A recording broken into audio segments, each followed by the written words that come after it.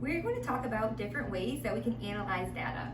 So the first way is called the mean or average, is probably what you've heard of more often. And what you do for that is you just add up all of your values, so you take the sum and then divide by how many total number of values you have. So we're going to find different things with all of these using the numbers up here.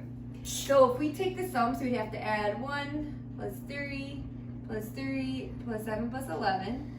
And then we divide by how many values there are. So 1, 2, 3, 4, 5.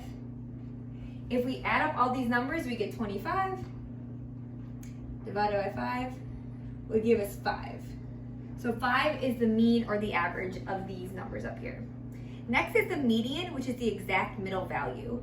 So first you want to make sure your numbers are ordered from smallest to largest. And then you can kind of cross off each on the end. So the first and the last, the second and the second, until you get down to one number left in the middle. So for this one, the number exactly in the middle would be 3. Now, if you go and do that from the outside in and cross it out, and in the middle you're left with 2 values, then you just take the average of those 2 values in the middle to get the median. The next is the mode, which is the value or values that occur the most. So we're looking at our values. We have only 1, 3, 1, 7, and 1, 11, but we have 2 3s. So 3 occurs the most, so that would be the mode. Now again, this is values because you could have more than one mode. Let's say we had the same numbers up here but another 11, then our mode would be 3 and 11 because both of those occur more than any other value.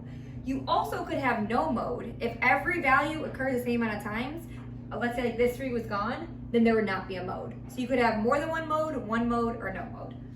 Now the range is just the highest value subtracted by the lowest value. So 11 minus the lowest is 1, so the range would get you 10. And then finally the mid-range is the average of the highest and lowest value.